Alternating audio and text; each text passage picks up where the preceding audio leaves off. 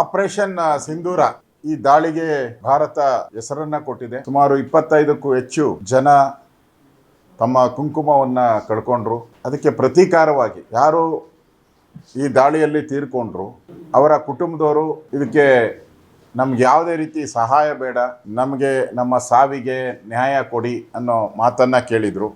ಇವತ್ತು ನಮ್ಮ ಭಾರತದ ಸೈನಿಕರು, ಸನ್ಮಾನ್ಯ ನಮ್ಮ ಕೆಚ್ಚೆದೆಯ ಪ್ರಧಾನಿ ನರೇಂದ್ರ ಮೋದಿಯವರು ಉಗ್ರರ ತಾಣಗಳ ಬಗ್ಗೆ ದಾಳಿಯನ್ನ ಮಾಡೋ ಮುಖಾಂತರ ಪಾಕಿಸ್ತಾನಕ್ಕೆ ದೊಡ್ಡ ಆಘಾತವನ್ನ ಮಾಡಿದ್ದಾರೆ. ಅಂದ್ರೆ ಪಾಕಿಸ್ತಾನದಲ್ಲಿ ಹೋಗಿನೂ ಭಾರತ ಸ್ಟ್ರೈಕ್ ಮಾಡ್ಬೋದು ಅನ್ನೋದು ಎರಡನೇ ಬಾರಿ ತೋರಿಸಿದ್ದಾರೆ.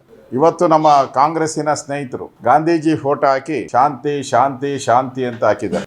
ಇಷ್ಟು ದಿನ ಮೋದಿಯವರು ದೇಶದ ಅಭಿವೃದ್ಧಿ ಬಗ್ಗೆ ಕೆಲಸ ಮಾಡಿದ್ದಾರೆ. ಈಗ ಅವರ ಮನ್ ಕಿ ಬಾತ್ಗಳು ಬರ್ತಾ ಇದೆ. ಈಗ ಮನ್ ಕಿ ಬಾತ್ ಅಲ್ಲ, ಪಾಕಿಸ್ತಾನಕ್ಕೆ ಬಾಮ್ ಕಿ ಬಾತ್. ಇನ್ನು ಮುಂದೆ ಪಾಕಿಸ್ತಾನಕ್ಕೆ ಬಾಮ್ ಕಿ ಬಾತ್. ಕಾಂಗ್ರೆಸ್ ಅವ್ರಿಗೆ ನಾನು ಕೇಳಕ್ಕೆ ಇಷ್ಟಪಡ್ತೀನಿ, ಇನ್ನೆಷ್ಟು ಜನ ನಮ್ಮಲ್ಲಿ ಹಿಂದೂಗಳ ಭಾರತೀಯರ ಮರಣಹೋಮ ಆಗ್ಬೇಕು? ಬಾಂಬೆಲ್ಲ ಆಯ್ತು, ತಾಜ್ ಹೋಟ್ಲ್ ಮೇಲೆ, ಪಾರ್ಲಿಮೆಂಟ್ ಮೇಲೆ ಅಟ್ಯಾಕ್ ಆಯ್ತು. ಇನ್ನೆಷ್ಟು ದಿನ ಕಾಯ್ಬೇಕು ಅಂತ? ಇನ್ನೆಷ್ಟು ದಿನ ಇವರಿಗೆ ಶಾಂತಿ ಮಂತ್ರ?